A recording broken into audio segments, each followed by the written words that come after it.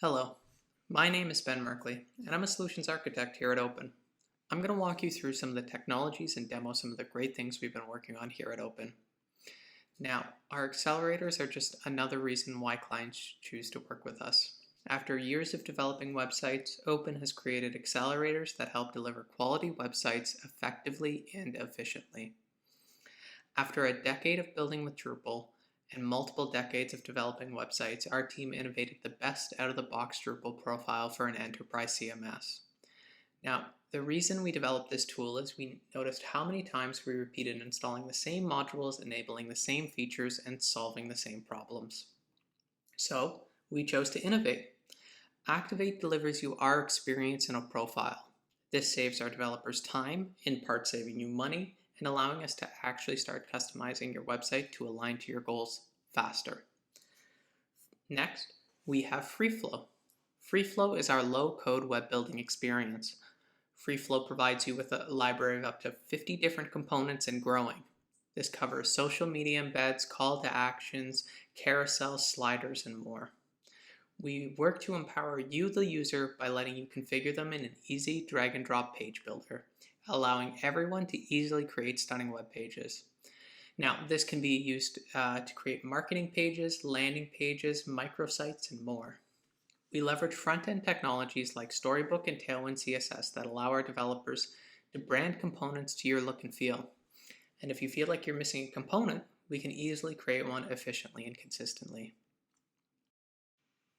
Next, we have Pippy. Now, we use a continuous integration and continuous deployment process that uses GitLab as our source control repository. A developer will develop locally and push code to GitLab. It then undergoes a series of 20,000 automated tests, including things like Drupal best practices, PHP static code analysis, dynamic application security checks, and OWASP top common vulnerabilities, just to name a few. If anything should fail in that process, it then goes back to the dev to fix. But only once it passes these tests, it then gets pushed to our hosting environment where manual testing takes place. Everything is then run through our QA team and then finally presented to the user for user acceptance. Now, it's a mature process that very few agencies fully adopt today, and we feel it provides the best security and quality assurance during the technical build phase. Next, we have Groundswell. Now, during the development phase, we leverage automated testing to ensure high quality delivery. We monitor for content, accessibility, and SEO opportunities, while also identifying broken links, misspellings, and other content quality issues. Now, after launch, we continue to monitor with our support and provide monthly insight reports, including advice and guidance for content publishers. Now, migrating content from a legacy CMS can be a slow and difficult process, but with the right tools, you can move from a legacy CMS to Drupal in days instead of months, saving you both time and money. Now, Uplift helps you move to Drupal with minimal downtime and seamless transitions. It's our automated migration tool for faster delivery.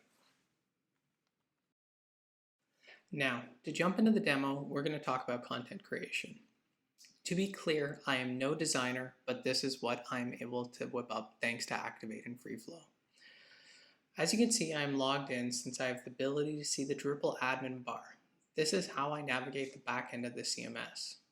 Now, depending on your user role, you might see less items because chances are you will not need all of these features. If we navigate to the content section, this is where the majority of content editors will spend their time. As you can see here, we have a list of all the content across the site, some published, some in draft, and others scheduled to be released. Now, if we wanted to create a piece of structured content, we would just quickly click Add Content. And as you can see here, we have a pre-defined list of 17 or so standardized content types. This allows us to quickly configure the site to align with our client's goals and needs. You can kind of think of this as scaffolding. But first, if we click Article, you'll see all of the fields that I need to fill out to create a piece of article. I obviously need a title, I need an image. Here's our default image, but if I wanted to add one, I have a media library available to me of predefined images. I could also choose a file and upload it from my desktop computer. But for now, if I just wanted to select any image, I would select this one.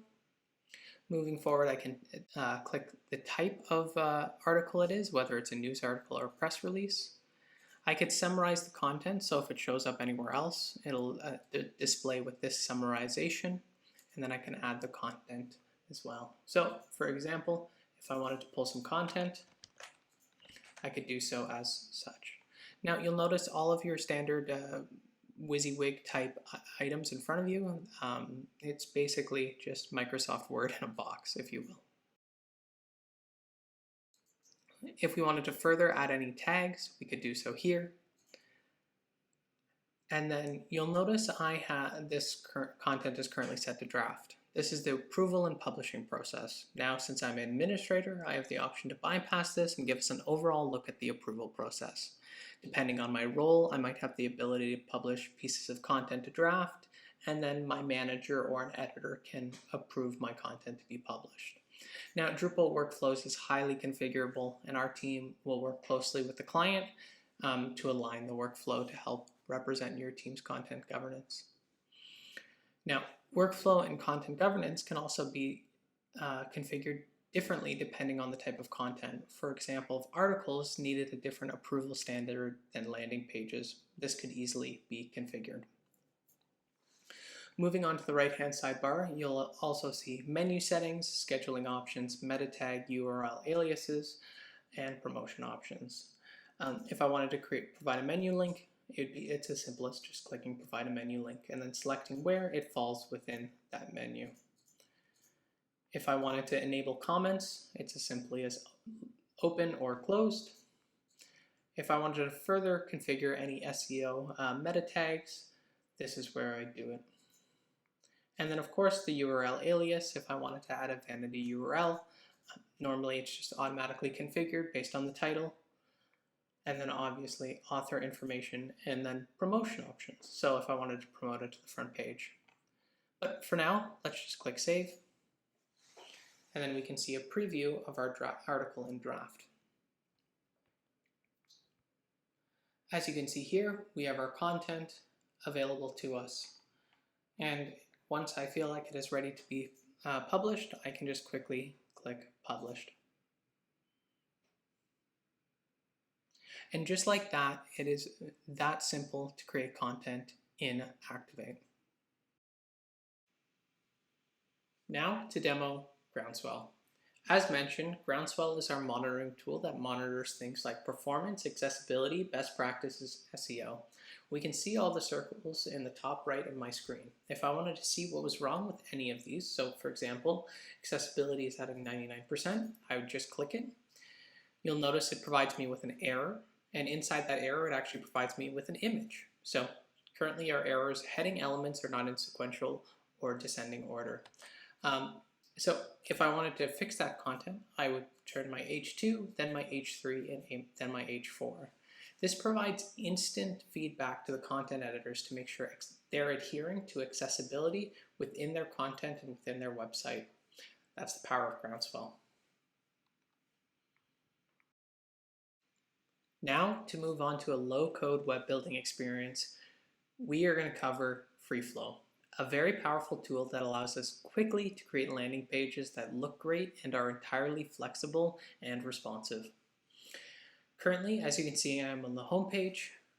If I click Tasks, and then from there navigate to Layout, you'll be able to see the layout that constructs the home page. So as you can see here, we have sections, and then within those sections we have blocks. So if I were to just add a section, as you can see here, I have different options. This can be further added to as well, but for now we have 1, 2, 3, or 4 columns.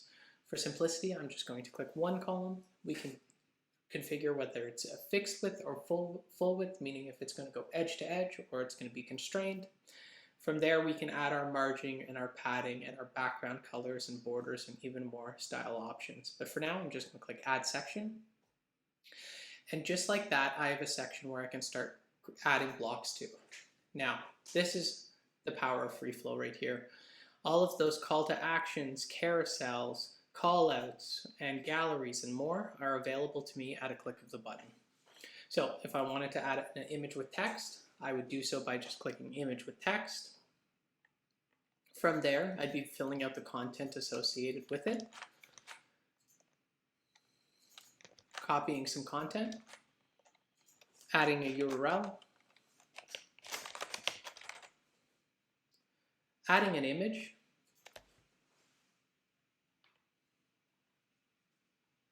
and this is going to use the same media library that we used before. So I'm going to use that exact same image I used before. And then from here, you'll see all of the configurations I have. Background color, text color, so on and so forth. But for now, I'm just going to keep it nice and simple. If I click Save, we'll see this component come to life right in front of us. And just like that, I was able to create a component. Now let's say it doesn't look good here. Well, it's just as easy as dragging it into a different section. And as you can see, it's as easy as that to move a component across the screen. But if I didn't want it in this section, I could put it in that. And it's just that simple, moving components around. With that being said, I want to thank you for sticking around and watching my demo on our new technologies. Thank you.